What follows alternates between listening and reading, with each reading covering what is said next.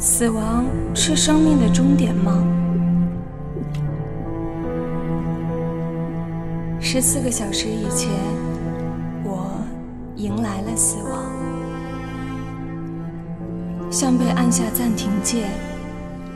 短暂的混沌之后，我惊讶地发现，一切还没有结束。我的每一寸肌肤仍然在感知着这个世界。原来死亡只是换一种形式的存在。有生以来，我第一次想要毫无保留地把我的故事讲给你听，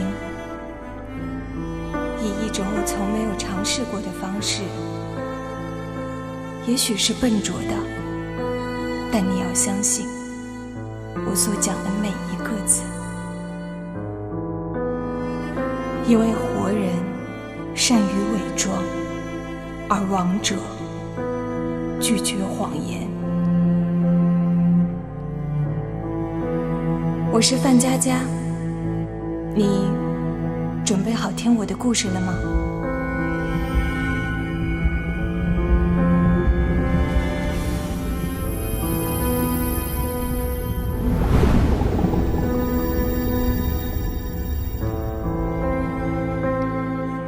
我不相信这个世界上有神，但是我相信这个世界上有最纯洁无私的灵魂。孔子说，几个月前，我是一名即将毕业的医学生。毕业意味着医院朝五晚九生活的开始。可是因为一个人，我对未来有了不同的期许。今天我为大家请来了你们的师兄，主持这场告别仪式。大家欢迎素有鬼手佛心之称的著名法医秦明。我听到过无数关于他的故事。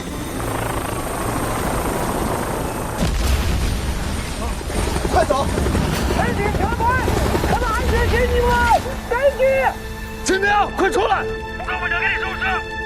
很多人说他就是个疯子，为了取证连命都可以不要。但是对我来说，他就是一个传奇。因为他，我对法医这个职业充满了向往。同学们好，我想问问大家，你们第一次见到尸体是在什么地方？我相信大多数人和我一样，都会回答在这里。没错，我们医学院的课堂上，这一位位无语体师，他们用自己的身体告诉了我们生命的秘密。今天，这3位无语体师老师即将退役，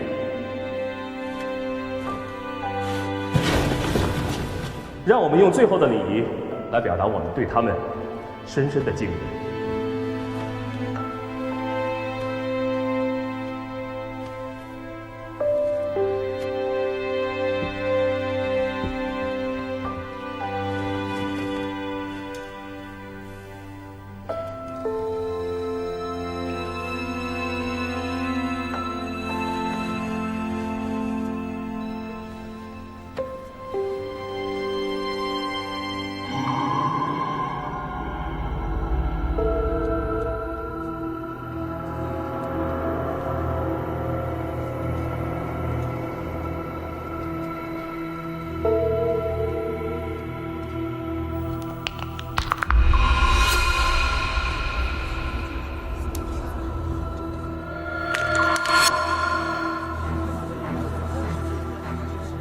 立刻报警！这位无体师可能死于他杀。重枪发现陈年命案，警方向社会案发在6年前，侦破难度极大。刑侦支队长林涛立下致命状。物流大宗软开源，医学院无语体师告别场，市局法医秦明家族企业股价跌，其家属根据申报，阮先生生前秦明从事法医工作多年，一眼发现命案的线索，或者是病人还在进一步调查中。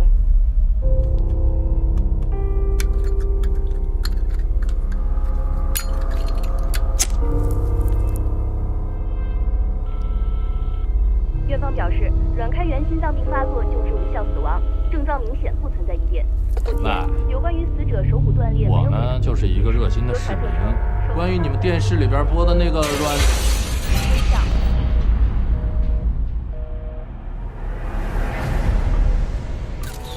死者骨繁，开舞厅，兼放高利贷，可能是怕别人报复。大热天的，窗户也都关得很严实。从现场情况判断，凶器应该是从窗户掉进来的。死者身高1.85米左右，斧劈颅骨导致骨裂，一击致命。身体尚柔软，未出现尸僵。测一下肛温，估算一下死亡时间。没错，这就是我。作为实习法医的第78天，我已经是个老手了。老大，肛温计落家里了。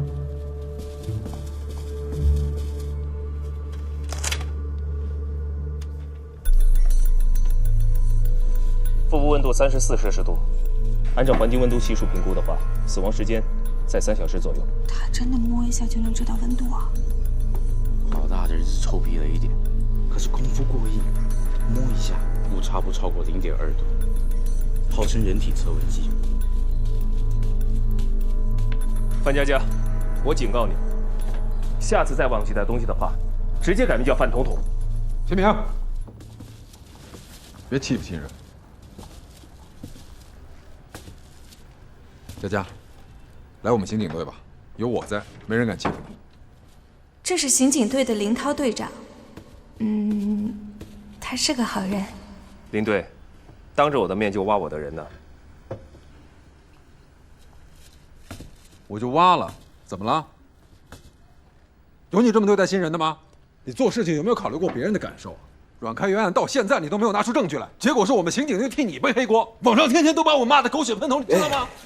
别急，他们俩同一天进警局，吵归吵，是成不早点拿出证据，咱们都见惯了。整天作秀博头条，你以为你是网红啊？这个你们也见过啊？这个真没见过。动手是吧？哎，别动。血证。拍照。哦。取证。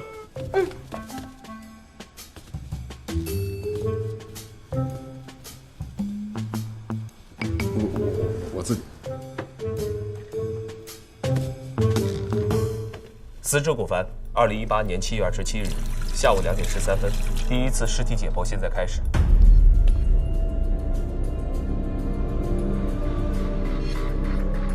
好了，我们开始吧。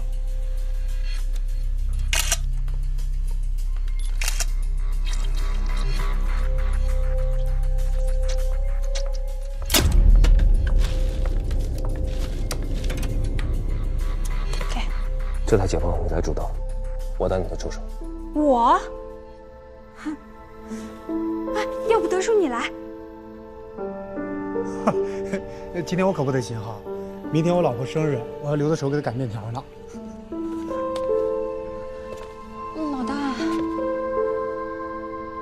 你来局里多久？78天。你的实习期该过了。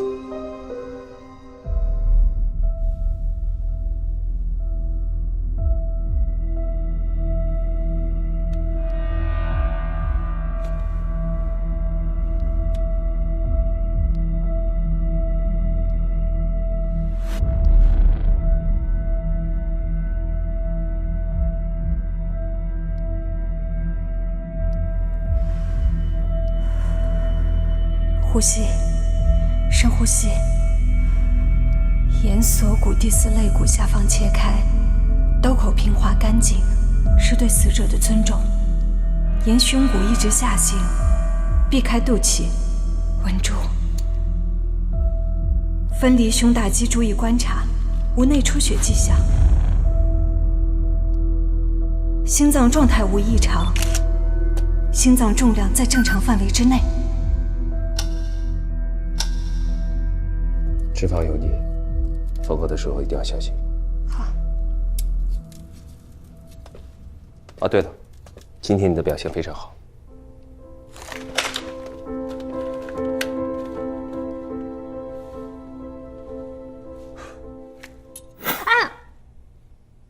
么了？怎么了？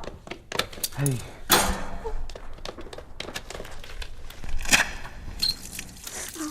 今天解剖，我只能给你0分了。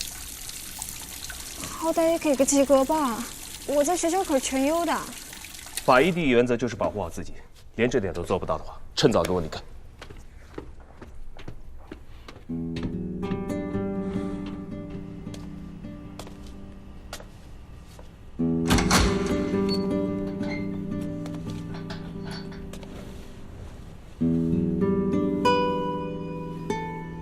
这次是我第一次主刀，如果有做的不好的地方，也请你多原谅。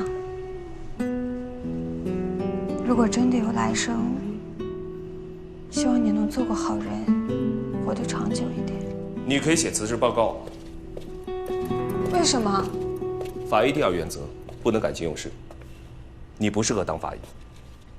我不过就难过了一下，难道你从来不会难过吗1300多次解剖，我从来没有掉过一滴眼泪，眼泪对他们来说毫无意义，更会蒙蔽我们的双眼。知道生命是什么吗？36到37摄氏度，糖脂蛋白质、水和无机物的细胞聚合体，心脏停止跳动，体温消失，生命也将不复存在。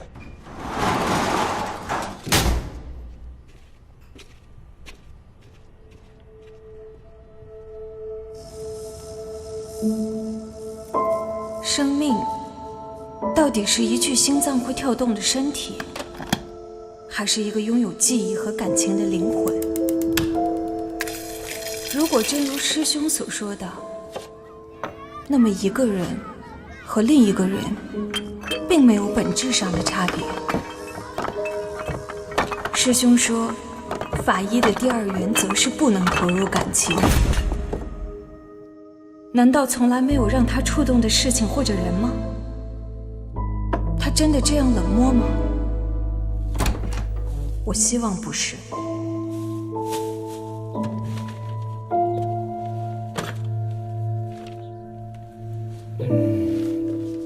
这么早啊，5点就来了。是啊，不堵车吗？你是不是除了破案就没别的兴趣了？有啊。赢你的棋。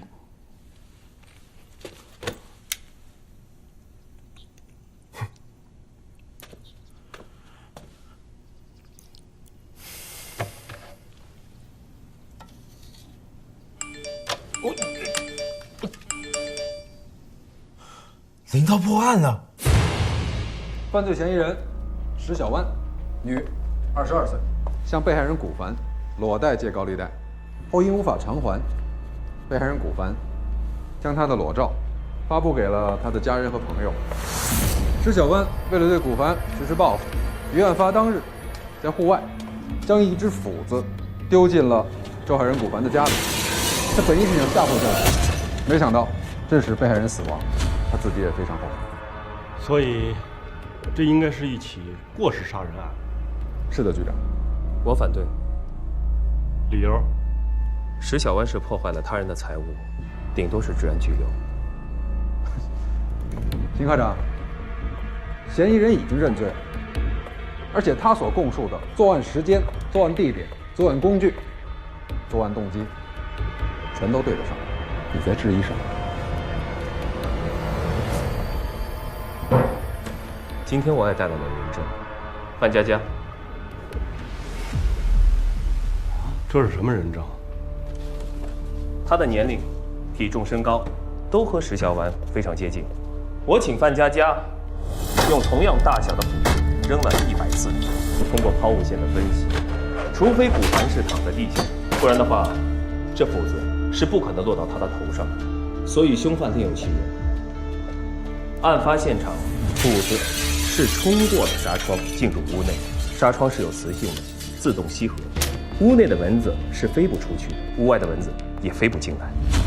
死者身上，我们并没有找到任何蚊虫叮咬的痕迹，所以我敢肯定的是，当时一定另有人在。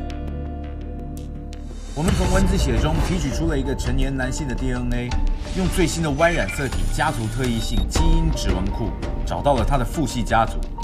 再透过人口管理系统的亲缘关系数据库缩小范围，对比案发现场附近的监控录像以后，我们锁定了嫌疑人。这怎么交啊？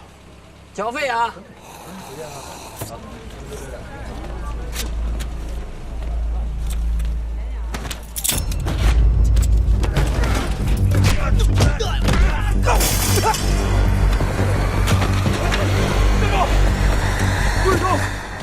别难动，不能用枪。别跑！别跑！站住！让开！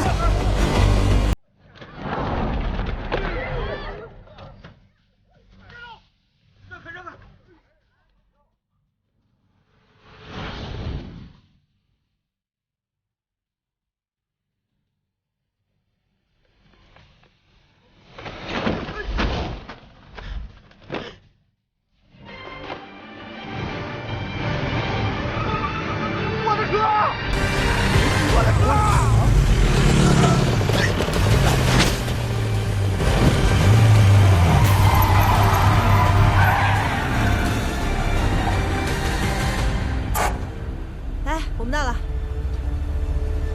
看，在那儿。谢谢你带我们搭车。没事儿，顺路的嘛。单元382。这个时间的话，老大！老大！让开！让开！危险！站开！给我站开！让！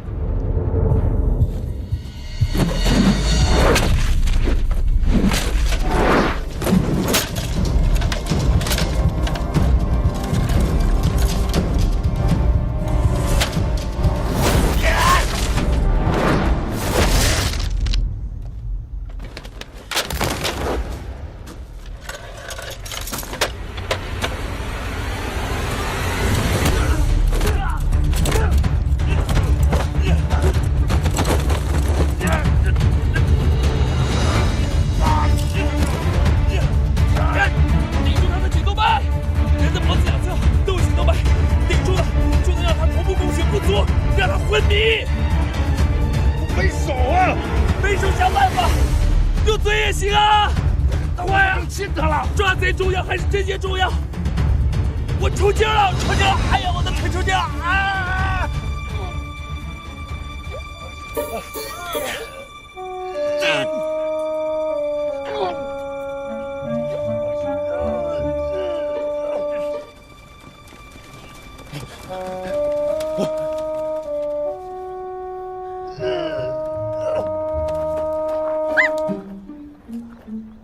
领队，你在干嘛呢？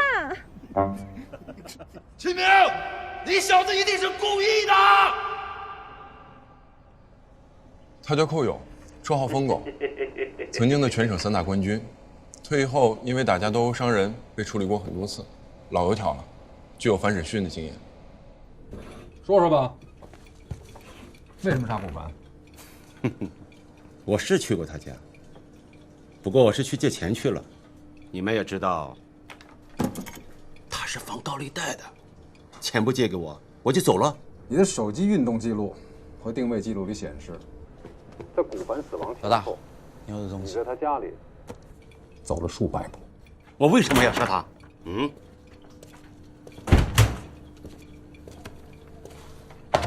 我知道你不想为古凡的案子继续背锅了，我可以帮你审。可审讯是刑警的事儿。这样吧，找到线索，算你们刑警队的。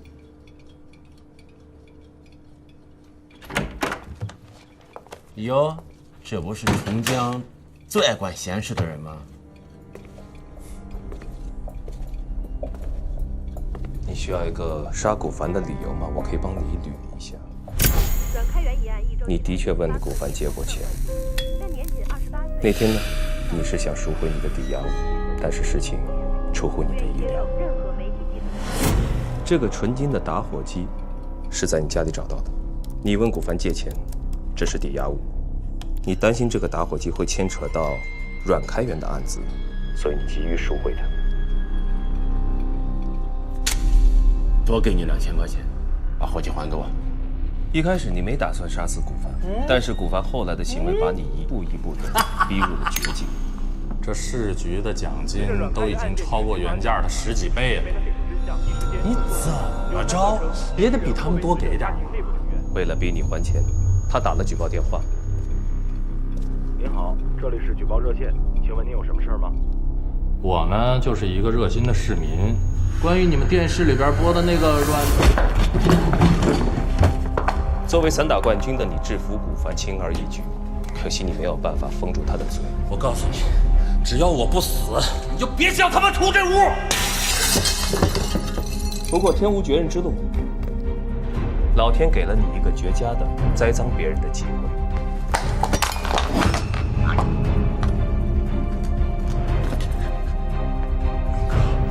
你的事儿我是不会说出去的，有哥就放我一马好不好？你迅速地清理了现场，删除了古凡电脑里的打火机抵押合同，所以，在你的手机运动记录里留下了在现场几百步来回走路的记录。都是你们猜的！你不承认没有关系，但是所有的证据链已经指向了你。你会被控谋杀，不只是古凡一条心，还有阮开元。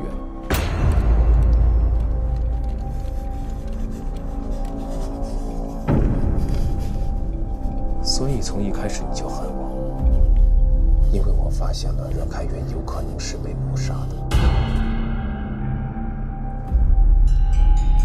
有些事情比你想象的恐怖100倍。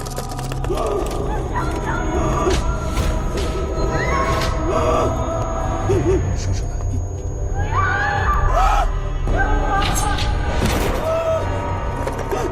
我会一点一点的把你所有的秘密全都挖出来。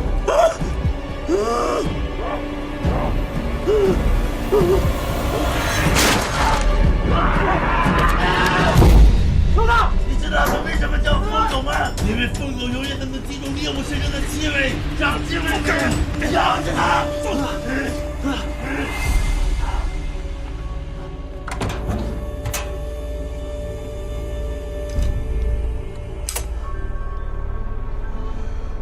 以后刑侦科的事，检验科还是别插手。哎，尸体呢？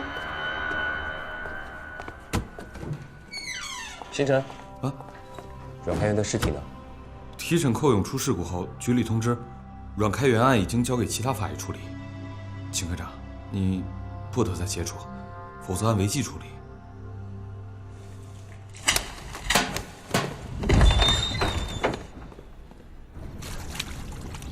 师傅，你说你都喜欢佳佳这么久了，打算什么时候表白啊？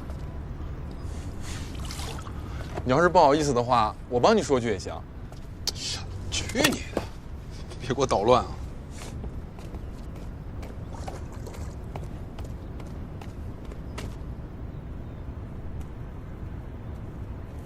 师傅，我先去方便一下。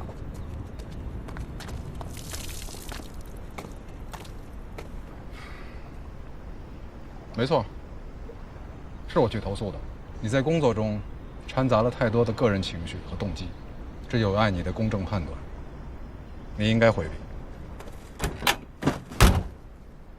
我没有任何个人的情绪。发这么大火还说没有情绪？阮开元案是公认的疑难大案，你就是想通过它来证明你秦明是最聪明、最牛逼的法医，这就是你的动机。我没说错吧？我承认，这是我的动力，因为我想找到事情的真相。真相是什么？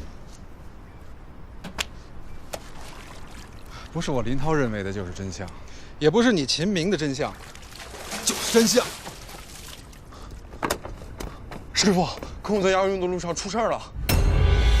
这。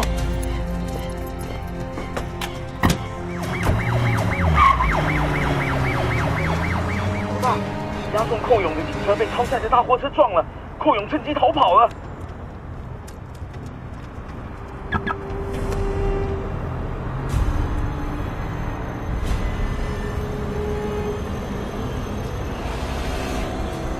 我记住了你的气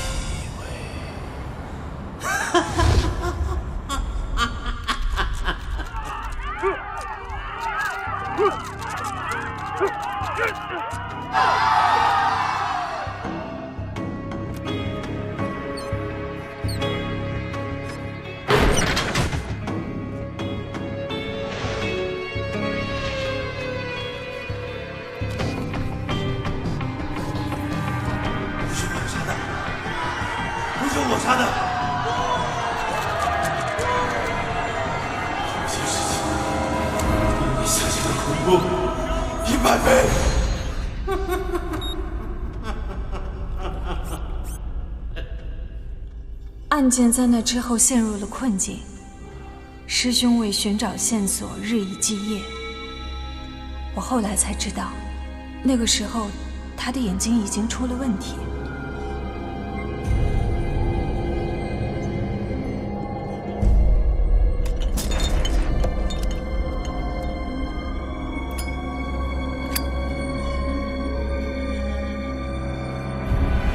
都说法医的工作是在黑暗中寻找光亮，而有些线索，只有在真的失去所有光线和希望之后，它才像一个幽灵一样悄然出现。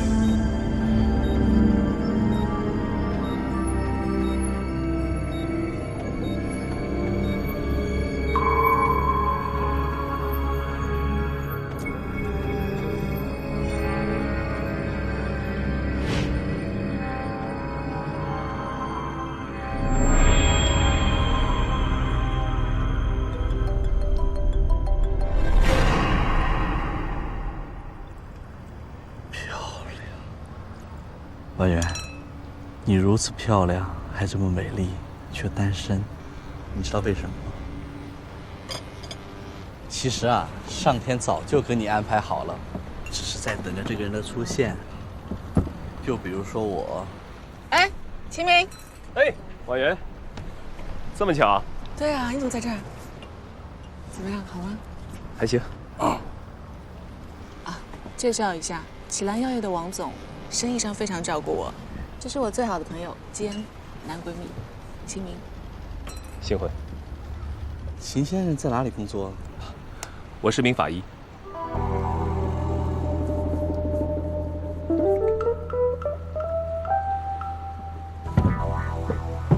哎，婉媛，你和秦先生怎么认识的？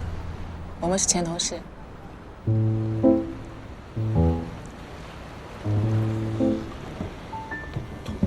同事啊？是啊。你最近在忙什么？啊，一承包商拖欠工程款，好心的急眼了。哎，给他这儿还有这儿各来一刀，人死了。那个人啊非常胖，光解剖就花了我整整5个小时。当时啊，我这切下第1刀的时候，这白花花一层脂肪就是不见血。于是乎呢，我就切下这第2刀。还是白花花的脂肪不见血，最后我切下这第3刀，你猜怎么着？怎么着？哎呀，王总，对不起啊，真不好意思。来，我帮你擦。不是，真不好意思。来，我帮你擦。我来吧。要不，我先走了，我回去换套衣服。王总，我送你啊。不。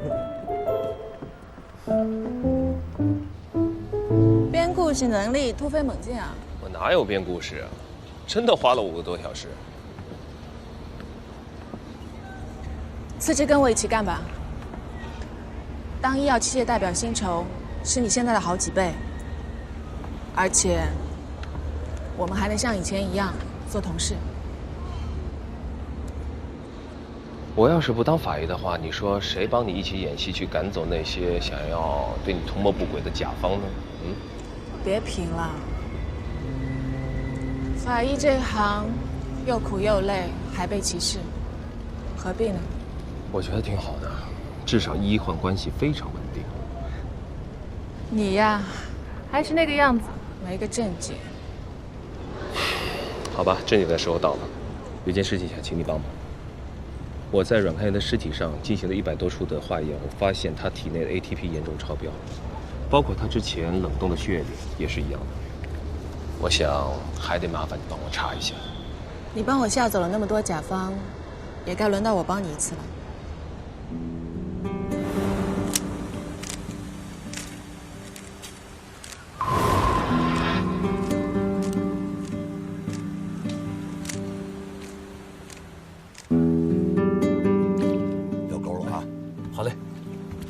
慢一点。哎，要顺着他的劲儿放。放松好。哎，佳佳，你看他们俩玩得多高兴。对啊，师兄他最近情绪一直都不大好，只有跟老师在一起才会这么放松。来，哎，这鱼不小了。慢，哎，我的杆儿。哎呀，好了，我就说嘛，啊，谁是鱼，谁是渔夫。不一定啊！干杯！干杯！来，佳佳。哎，佳佳，要不要听一听你师兄的囧事啊？要。有一次啊，我们做毒物分析考试，马上就要交卷了，突然秦明大喊一声，他发现自己涂错了答题卡。原来师兄也会犯这么低级的错误啊！哎，千万不能泄露出去啊！我还是非常喜欢自己的学霸人设的。不错呀。哎，尝尝。顾婉元说，找到那位因为 ATP 导致心衰死亡的病人，先走一步。哎，别忘了欠我们一次野餐啊！我陪你。再见。再见。这个病人的遗体很难得，我觉得对你的研究一定会有帮助，所以想办法说服家属同意解剖。谢谢。对我不用讲这2个字的。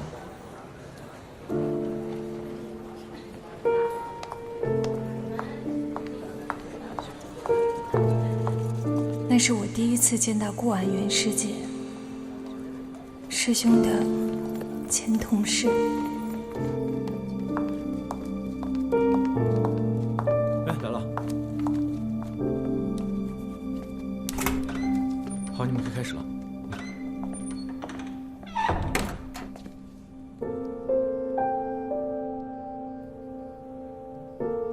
大宝说，师姐曾是一名非常优秀的法医。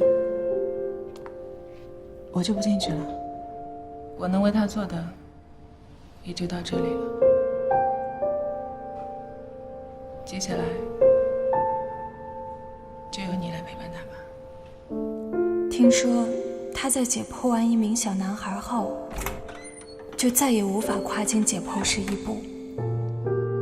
也许横亘在师兄和顾婉元师姐面前的，正是这一道大门。他不愿意出来，他再也走不进去。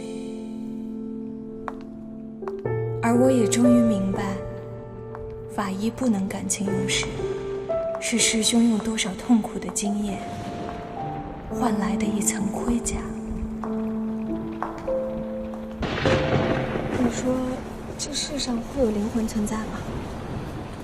听说当年三毛、古龙还有倪匡打赌，说是3个人其中任何一个人先死，一定要让其他2个人都知道。后来古龙先走一步，可是其他2个人根本没感应到。可见在这世界上，根本不存在是同一个灵魂。那是不是他们关系不够铁啊？行了，我们开始吧。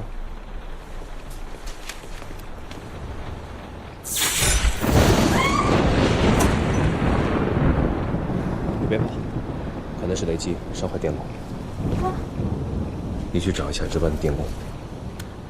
让我去？对啊，那我去，你在这儿待着。哎，我觉得我可以去。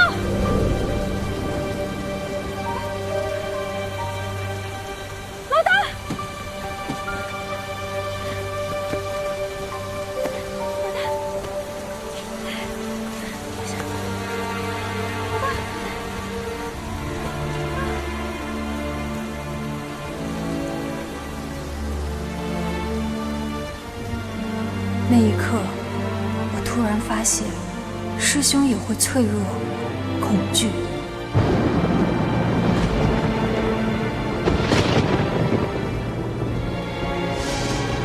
案件到了生死攸关的时刻，我不能再做一个躲在师兄身后的小女孩了。从现在起，我必须拿出自己全部的勇气，来守护她。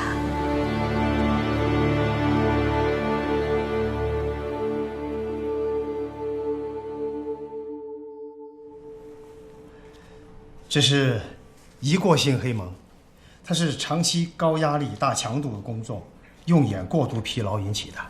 失明是暂时的现象，但是不好好休息，就可能成为永久性的失明。哎，局长来了！据说阮开元案最大的嫌疑人是寇勇，是真的吗？玉楼上是真的吗？不好意思，不能透露。刑事失明会对案件有什么影响吗？局长说两句。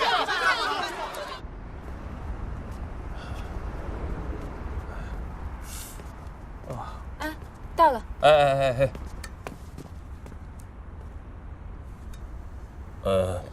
不早了，你回家吧。不行，局长命令我监督你休息的。我家不方便。有什么不方便？没椅子啊。都说居所是一个人内心的外化。老大，你这个房子干净整洁，却冰冷没有生气啊！你长本事了，学会数落我了。我哪有这么聪明？哎，那面墙上是什么东西啊？魔方。我每解剖一个人，都会往上放一个魔方，来纪念和我有缘的人。像流星一样，真好看。是啊，人就像流星，转瞬即逝。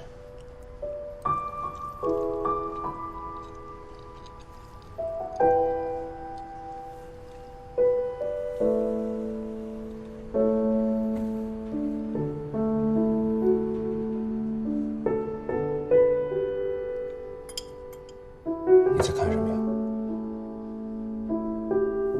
没看什么。我就是在想，你整天独来独往的，就不会感到孤独吗？孤独能让人冷静客观，对我们法医是好事。那你生活中都做些什么来打发时间？上知乎帮人答题啊，我可是知乎大神，你去看我的粉丝量就知道了。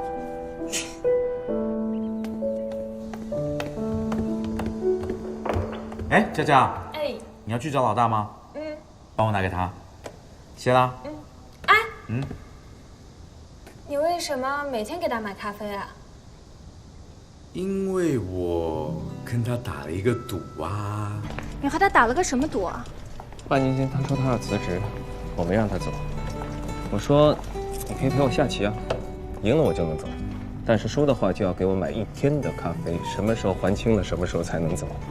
为什么不让他走啊？他非常聪明啊，局里需要他。其实我更需要他。给，送你的。什么东西啊？几条金鱼，给你家里添点生气。拿回去。为什么？拿着。我怕被养死了，会忍不住解剖它们。走吧。哎。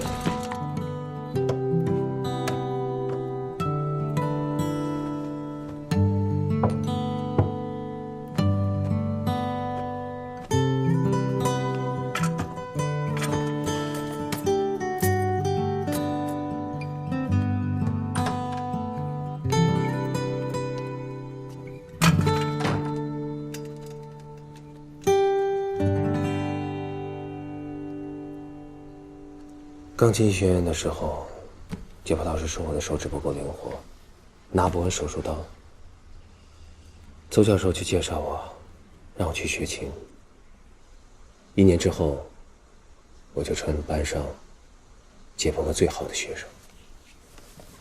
我已经准备好了，你快拉给我听听。我现在这种状况，拉二胡才比较适合。拜托了，就一首好不好？我现在眼睛看不见了，手离开了手术刀，我哪还有心情再去拉琴？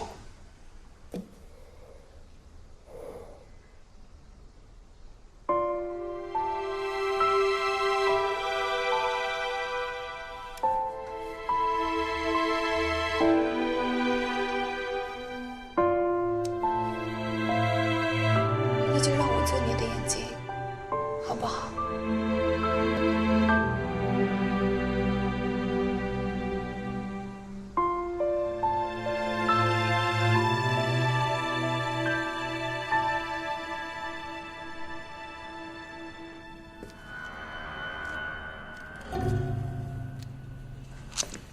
损伤全部集中在一侧，胸部多处肋骨骨折，伤势外倾内重，一侧为甚，一次可以形成所有损伤，损伤严重非人力可以形成。符合高空坠亡的特征。继续。手部和腿部有部分擦伤，左腿有严重闭合性骨折。还有呢？还有啊，他的左脚少了2个脚趾，软开源也脚趾残缺。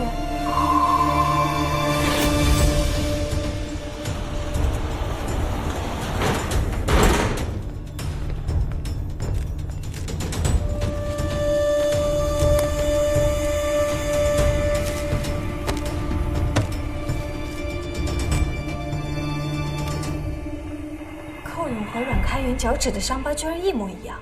同样的伤疤，用同样的手法缝合，很有可能是同一个大夫给他们缝合的。根据伤口愈合情况判断，都至少超过10年。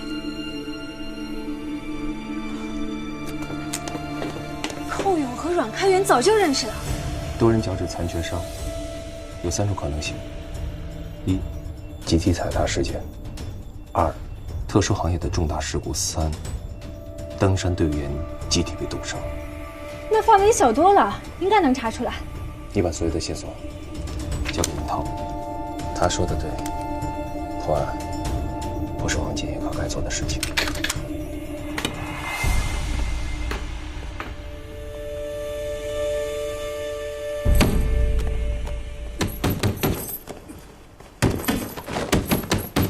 涛哥，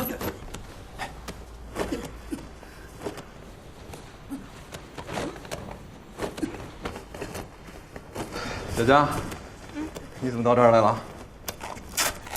我有件事情要请你帮忙。说啊，你的事儿就是我的事儿。我跟我老大复检了寇勇的尸体，发现其实他们是……等，你们去复检寇勇的尸体？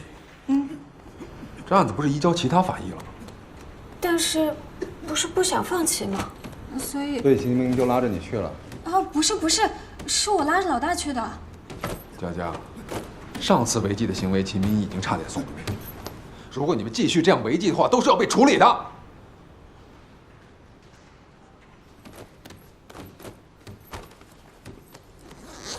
我这样说是为你好，也为他好。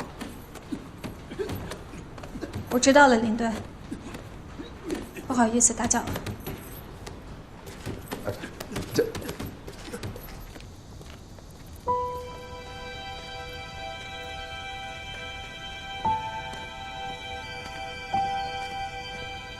哎，佳佳，来了。这是你要的寇勇的医保资料。哎，老大今天的咖啡。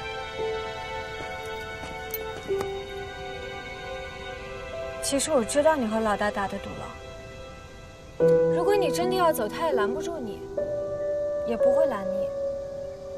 我要走了，你撑不下去怎么办？我陪着你啊，小王心。在寇勇的医保档案里，我找到了一条线索。我没有告诉任何人，尤其是师兄。我说过，我要做你的眼睛，去寻找你暂时看不到的光明。大宝，我我请了假出去散散心，你替我好好照顾老大。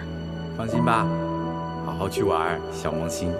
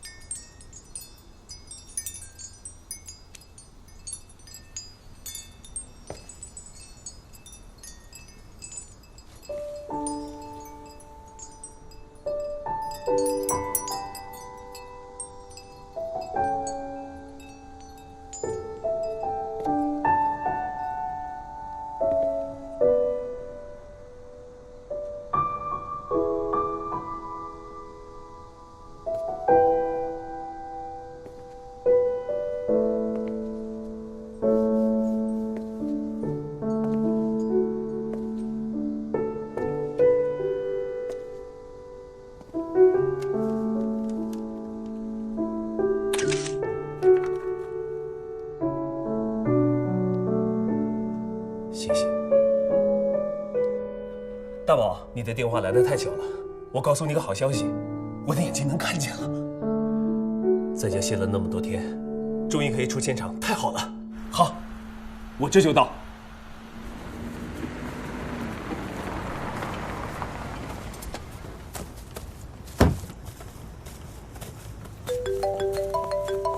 大宝，我已经到现场了。哎，你在哪儿？我，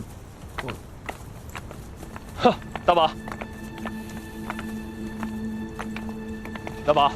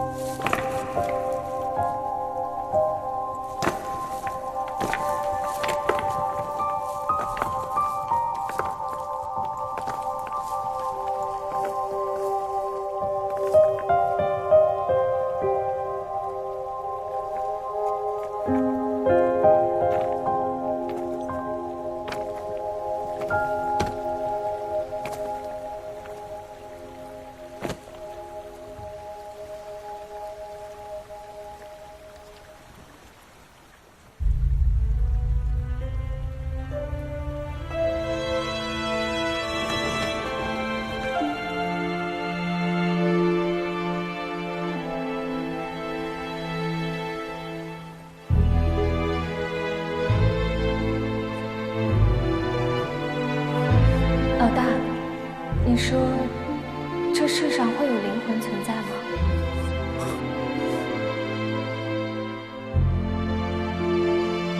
那就让我做你的眼睛，好不好？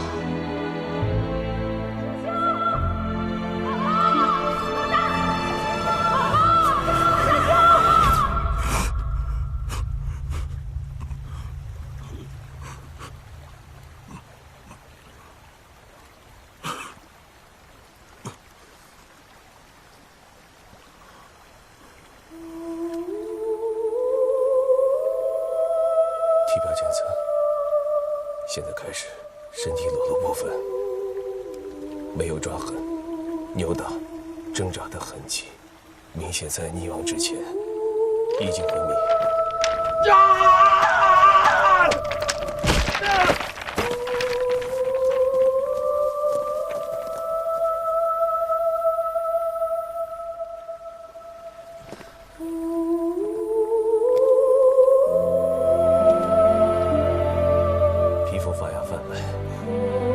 指甲、唇口、青紫，明显的泥方痕迹。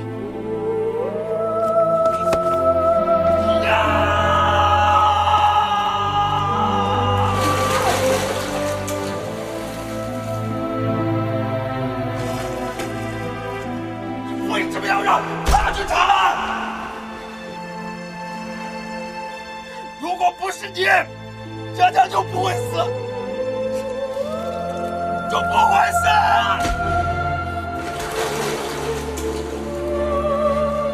你凶手，真相，你就是凶手。初步检测无法断定是否意外死亡，还需要继续解剖根基。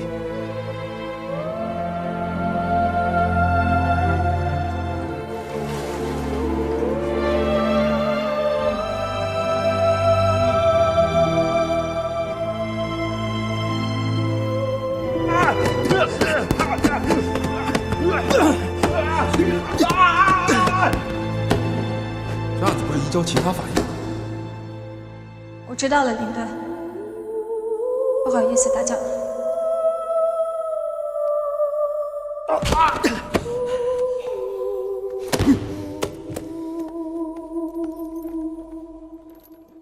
这个案子你们俩回避一下，我会调城北分局的法医和干警过来支援。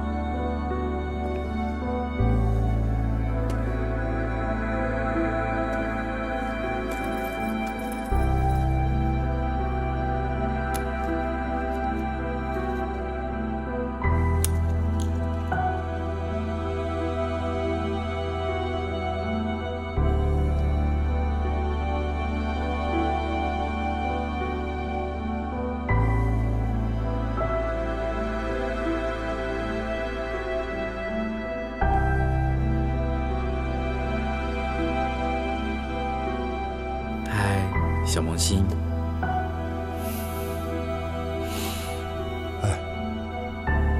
撑不住的话，你就先回避一下。我陪着他，有个熟人在，他没那么害怕，对吧？开始吧。等等，这台解剖交给我。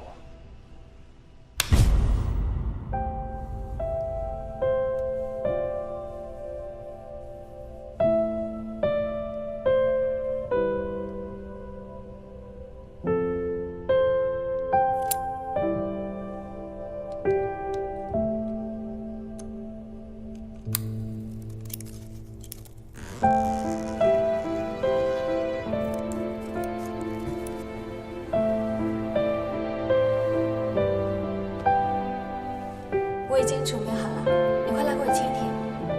拜托了，就一首，好不好？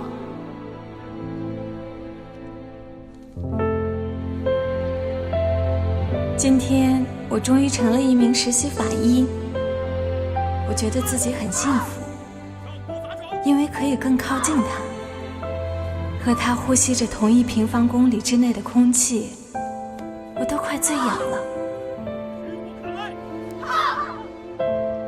不过靠近才发现，事情没我想象的那么顺利。他尖酸刻薄，辛辣毒舌。你可以退远点吗？别把现场污染。他训起人来可真凶。这么简单的参数，我问你怎么会记错？或许你觉得这是一个非常小的错误，但是我告诉你，往往这种小的错误会改变别人的一生，拿了改了。这和我想象中的大神风范一点边都沾不上。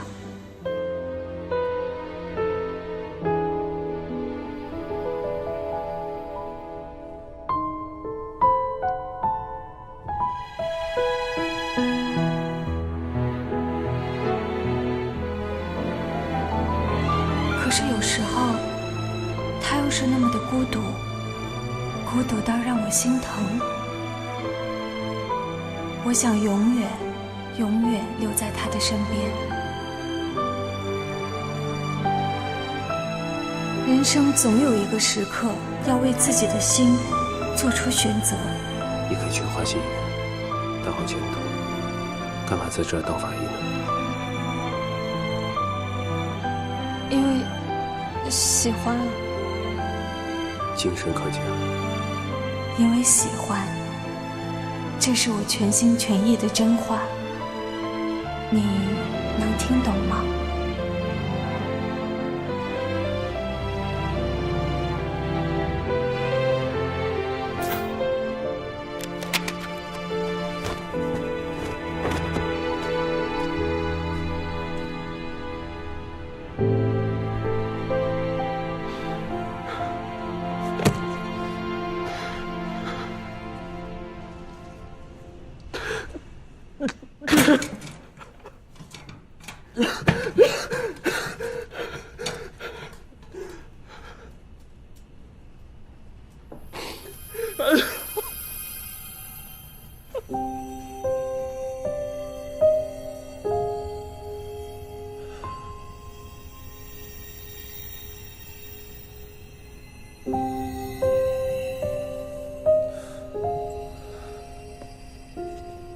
老大，你说过的，人只是由糖脂、蛋白质、水和无机物组成的细胞聚合体。动手吧，去寻找你最执着的真相。找到真相，你等回来吗？还记得三毛、古龙和倪匡打过的赌吗？我做到了，我实现了诺言。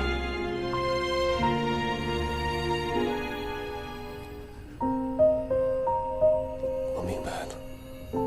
心无旁骛，这时候你就是刀。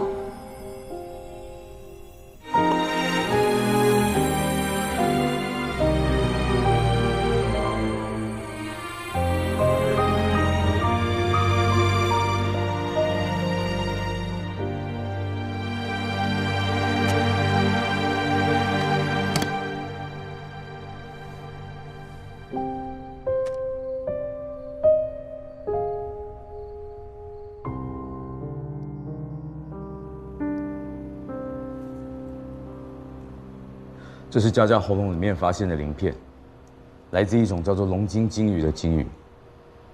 但是疑点是，这种鱼不可能存活在江中。所以你们最后的结论是？我们没有结论。什么叫没有结论？清明了，他去休年假了。我现在把他叫来。郝林，冷静点。他从警7年，一天都没有休过，就让他休一回吧。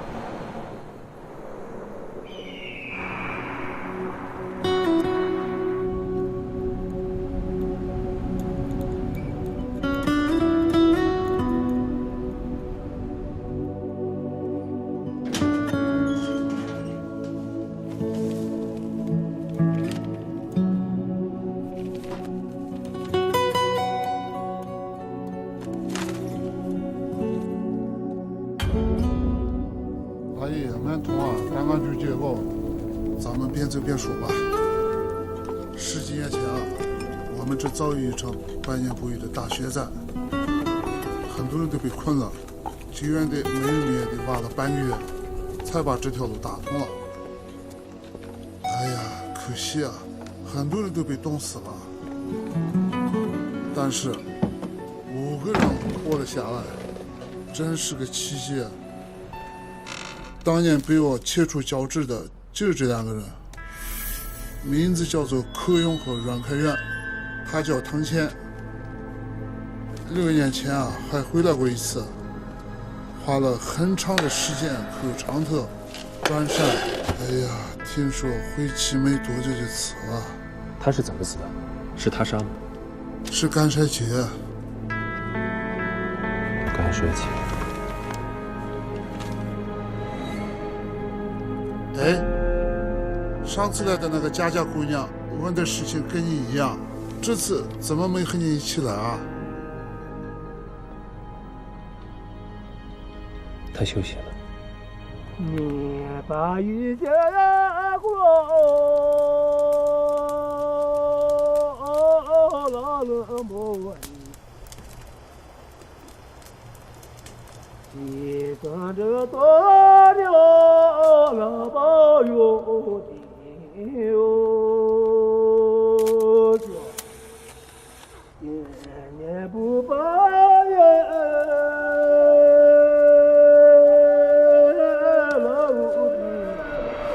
2年了，请了很多专家研究过，都没有查出真正死因，也无法判断是不是他杀，就一直停放着。他是个 IT 男吧？挺神的，你怎么看出来的？颈椎骨前弯，双手外关节外翻，大拇指内侧有老茧，还有他的腿部肌肉退化。行家。对了，你能看出这是什么吗？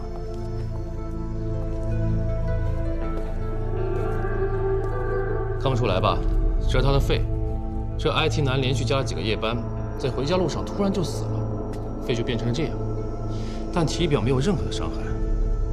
这件事情在上班族里引起了恐慌，都说他是过劳死，加班太多，肺都炸了。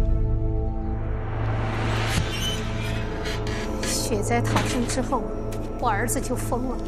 我这辈子最后悔的事，就是让他学了画画。当年他迷上了那个女人，非要给他做助手，还跟着他去了雪山。那个女人是谁呀？他是一个画家，叫白化薇。白化薇，白化薇，白化薇，白化薇，白化薇！儿子，儿子，我的儿子，我的儿子！宝爷，宝爷！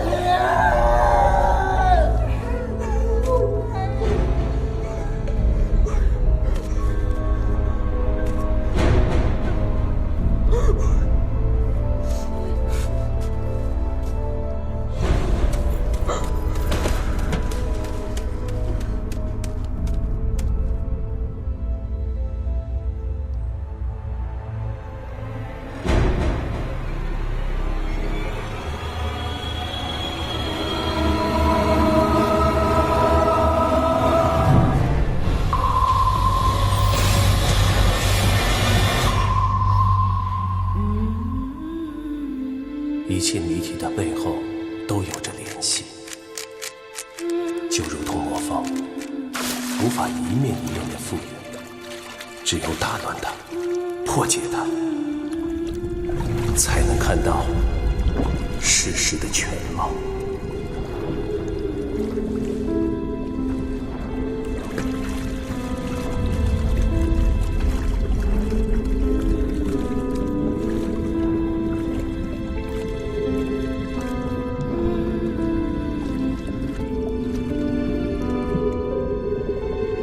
我耗尽最后一丝阳气，无限地去靠近你，无限地拷问自己。也许只有接近死亡，才能接近那抹真相的微光。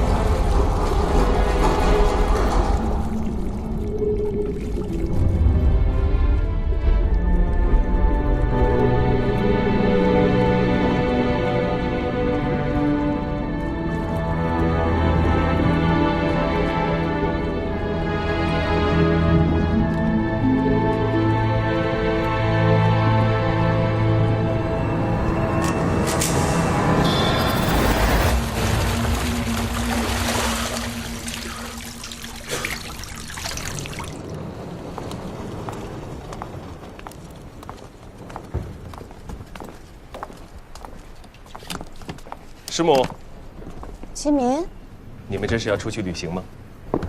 我们的移民排期下来了，要去趟加拿大。太好了，恭喜啊！老师，有件事情想向您请教，不会耽搁太久。去吧，在机场等我。齐明一定是碰到什么难题需要我帮他。那你快点啊！上车来，慢点啊。嗯。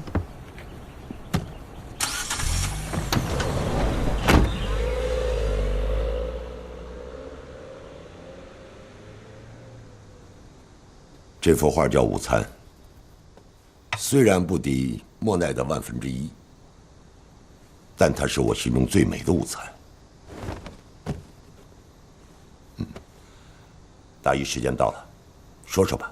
您曾经给我们上药理课的时候说过几个案例，都是50到60岁之间，晕厥求医 ，ATP 注射40毫克之后出现了大汗抽搐、心跳骤停而死亡，其死因是注射了大量的 ATP 之后导致的窦性停泊，都是属于用药不当的医疗事故。ATP 是机体必不可少的，但是用量过了，良药也就变成了毒药。尤其是对患有心脏病的阮开元来说，我第一个疑惑是，他为什么会在自己心脏病发作的时候，给自己来一针 ATP 呢？不是他自己注射的，应该是凶手干的。我在阮开元体内找到了一种未知的化合物，后经检测，才知道这是8年前研制出来的一种抗抑郁的新药。它有一个非常别致的名字，叫做 Daydream， 白日梦。是的，听上去很美。往往越美丽的东西，就越发有毒。Daydream 在1期临床的时候被发现有强烈导致心衰的副作用，后来就被叫停了，也从未在市面上流通过。凶手一定知道它的副作用，所以把它和 ATP 混合在一起，注入了阮开元的体内，确保迅速的让其死亡。我第二个疑惑是，凶手是从哪里搞来的 Daydream？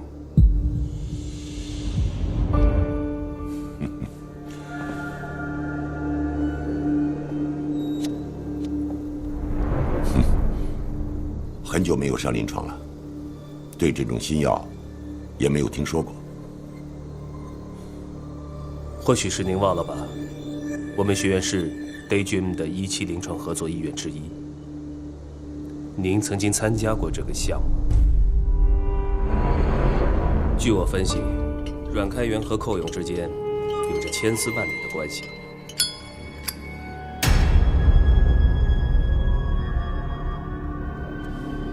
我们当初不是说好了，彼此互不问姓名，从此再无往来。你现在来找我，是什么意思啊？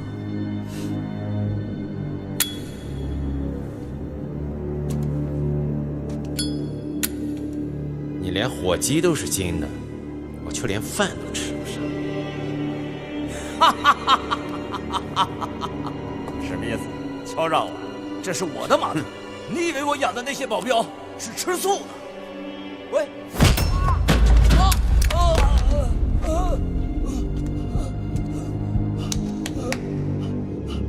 这事没完，把钱准备好。阮开元有把柄在寇勇的手里，寇勇只是敲诈阮开元的钱财，并不会杀了他。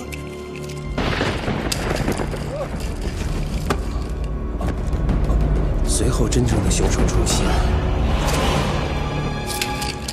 凶手给他注射了 ATP 和 Daydream 的混合物，以为这样就可以查不出踪迹。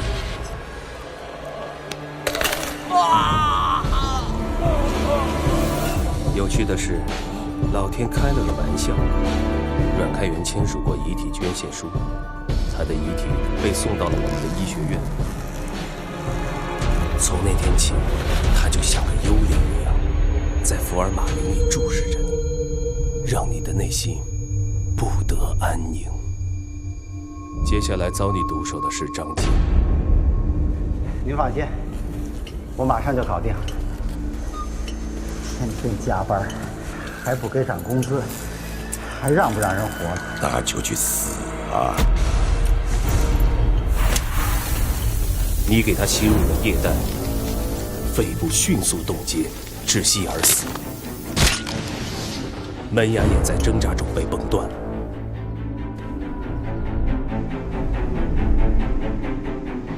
6年来，你一直没有找到机会除掉寇勇，终于在那个雨夜，你跟踪我到医院的天台上。当时寇勇全部的注意力都被我占据，而我又刚好失眠。对你来说，这简直是一个千载难逢的机会。我最后的疑问是：你为什么这么做？是为了白华威吗？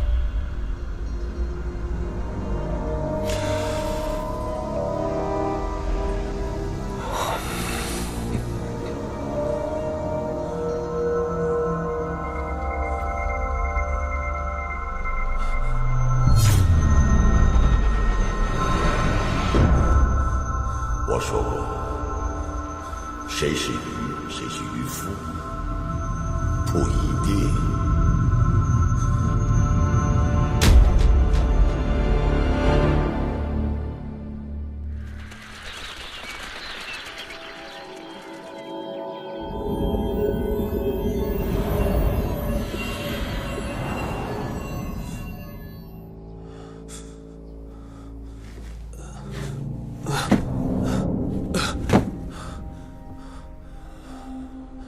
既然你提到了他的名字，那我就带你来看一看。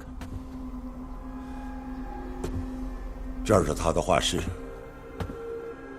，16年了，全世界都遗忘了他。到底发生了什么？这个故事憋在我心里6年了，没人能讲，没人能理解。16年前，我被评为了教授，也就是在那一年，我和我的女友白华薇订了婚，真是人生事业两得意。那是我人生中最快乐、最幸福的一年。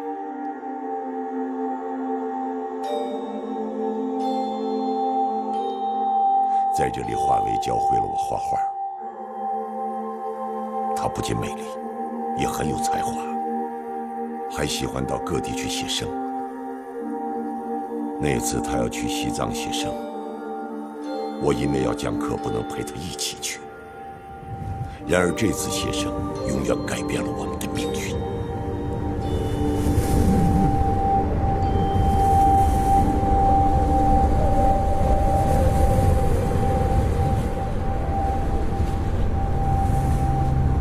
那年初夏，在西藏的写生途中，华为和他的助理遇上了1个岛的大雪灾。起来！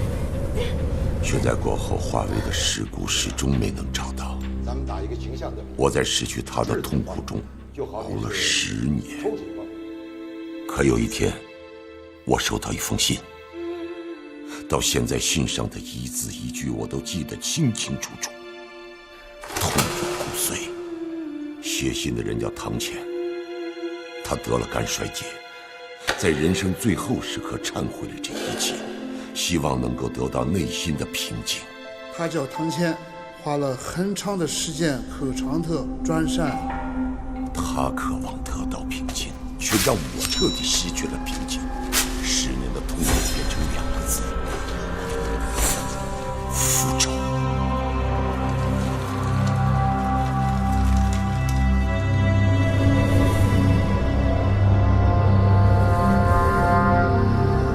原来华为不是死于风雪，他找到了一个避难所。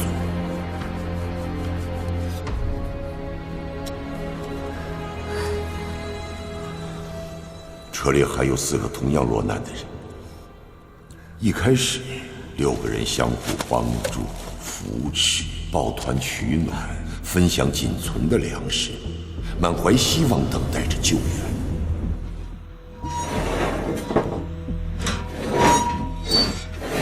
可10天过去了，食物没了，救援迟迟不来，寒冷、饥饿和绝望蔓延开来。蛰伏的黑暗人性在茫茫血染中被唤醒。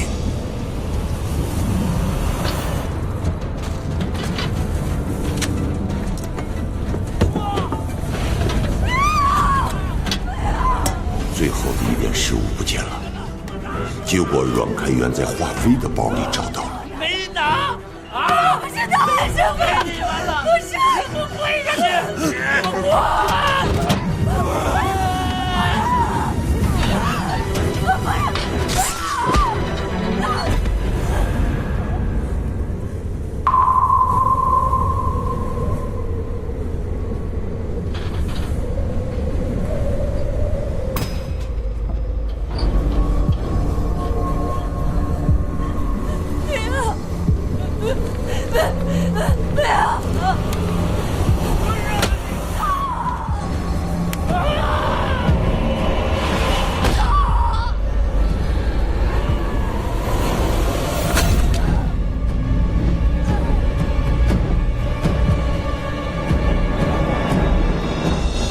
我根本没有偷拿过食物，只是因为他无力反抗，成为了食物链里最快被淘汰的。少一个人就少一个分食物的，自己就多一份活下去的可能。他们只需要一个掩盖恶行的借口。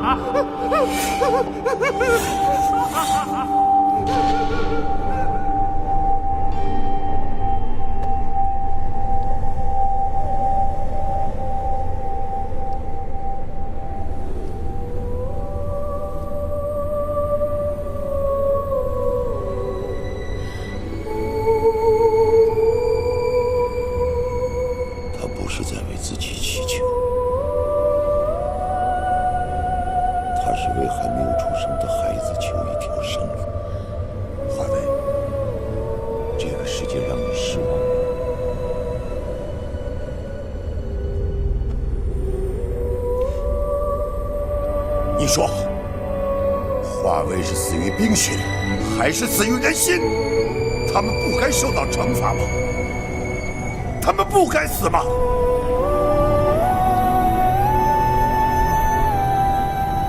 我不该愤怒吗？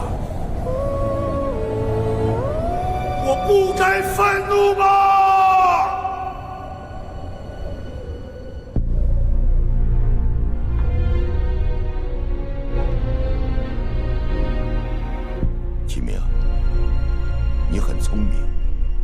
但你猜错了一点，这6年我不是没有机会杀寇勇。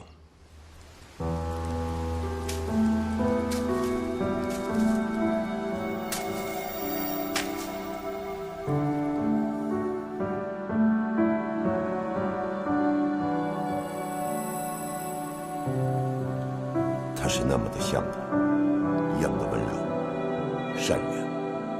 复仇心切的我一直处于躁动当中，但那一刻我的心再次得到了平静。我相信是华为派他来拯救我灵魂的。我决定停止复仇，重新开始生活。一家3口阳光下的午餐，这是华为梦想中的幸福。他把它画了出来，却没能实现，把这个机会留给了我和舒丽。舒丽怀孕了，梦想中的幸福就要到了，而你却自以为是当众高呼，立刻报警。死于他杀，立刻报警。都是因为你让我渴望了16年的幸福，顷刻间变得摇摇欲坠。也都是因为你的步步紧逼，我才不得不把这场杀戮进行到底。这就是我最得意的学生，只想知道真相，不关心正义。正义？那你为什么要杀害佳佳呢？她善良到不会伤害任何一个人。我没想到佳佳为了查案去了藏区，她不但得知了华为的存在，还查出了她曾经是我的未婚妻。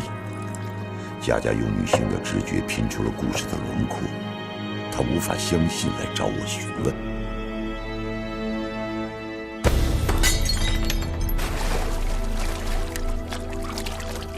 我不想伤害佳佳，可舒丽怀孕了，我就要有孩子了。对不起了。即使是只有1/1000的机会，我也要拥有16年前我本该拥有的幸福。我要看着孩子出生，我要陪伴他成长，我要看着舒丽和孩子幸福。你所知道的并不是全部。所有的人都已经死了，你怎么可能知道？因为每一具尸体都会说话。汤浅死于肝衰竭，是因为在极度饥饿之下，他藏起了白化为用来稀释油画颜料的松节油，每天喝上一点，短短的10天就把他的肝脏全都破坏了。在接下来的10年，他每天都受着病魔的折磨，这或许是对他犯下错误的惩罚。张坚拿走了白化为的衣物，在血灾中，他饥寒交迫，患上了严重的创伤应激症。从那时候起，就算在炎热的8月，他都会觉得冷。对饥饿的恐惧迫使着他不断的进食，体重足足增长了200多斤。对于寇友，那段经历成了他挥之不去的梦魇。他时常出现幻觉。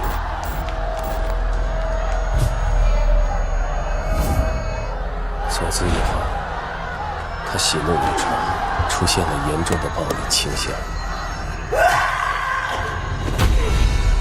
从一个冠军沦落成了一个保安，在那个雨夜，他被你推向了天台，终于结束了他的梦魇。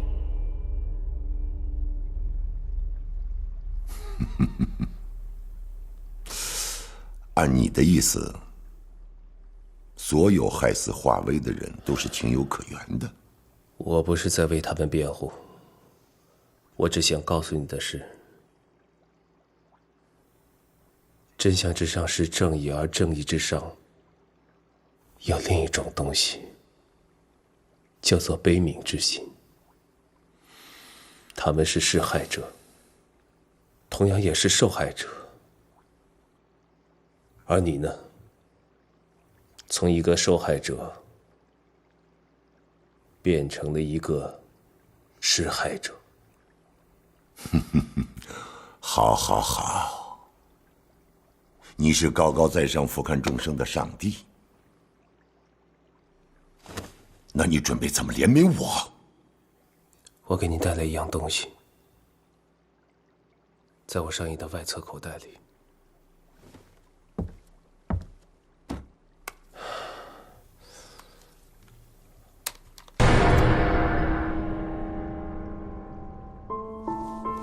这是他出发前我在他指甲上画的记号，约定一回来我们就结婚。16年。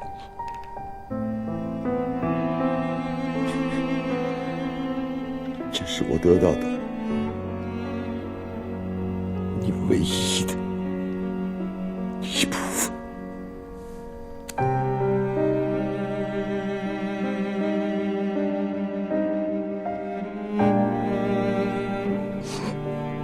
老师错了，前面你涂错了答题卡，老师给了你重新再来的机会，可不可以给老师一次重新再来的机会呢？可是人生不能重来。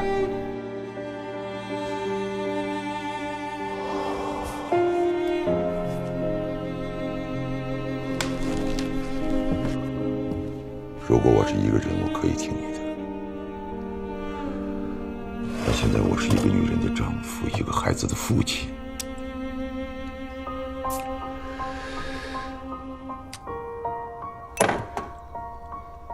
对不起了。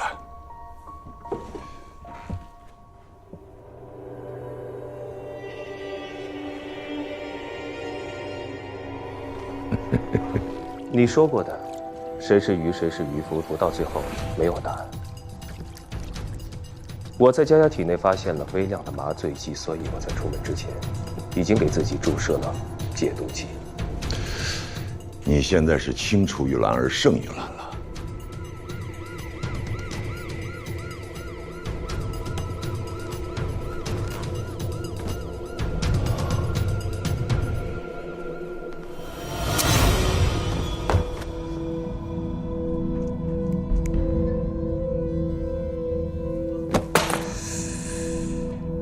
你为什么这么做？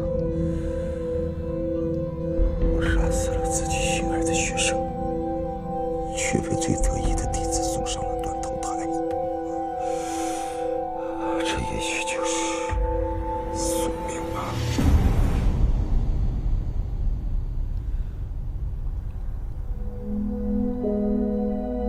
金明，我求你最后一件事。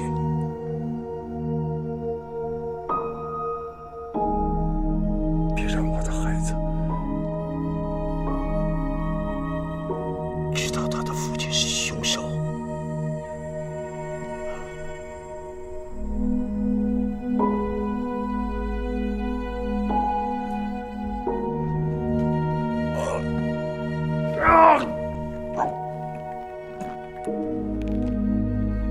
人心中的恐惧、怯懦、愤怒、仇恨，就像黑暗的多米诺骨牌，第一块一旦倒下，后面就会排山倒海，难以阻挡。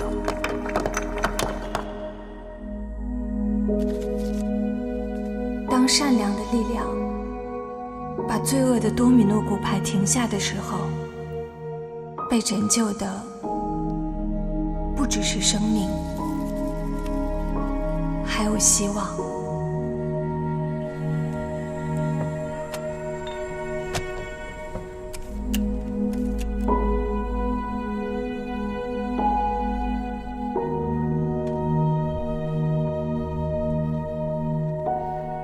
这个，或许你想留着。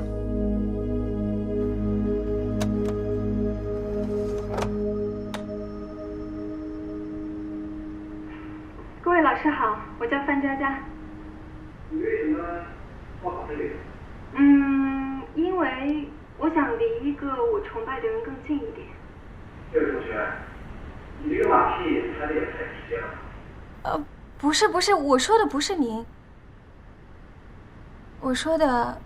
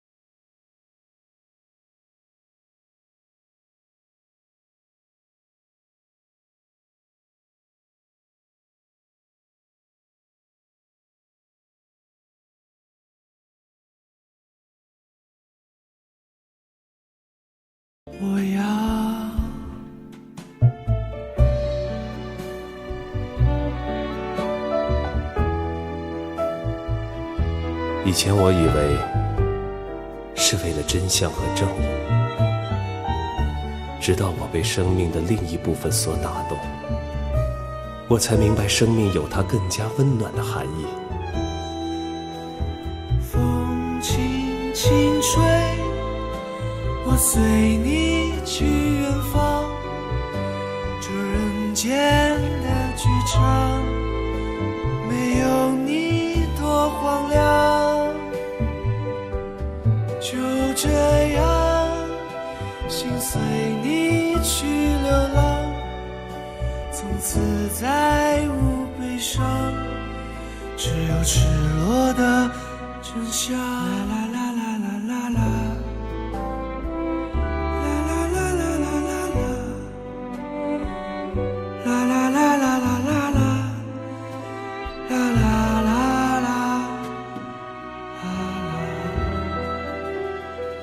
很多时候我们也是自己安慰自己，别人说你脏，但是呢，我们自己心里明白，法医干的就是一个良心活，一份责任感。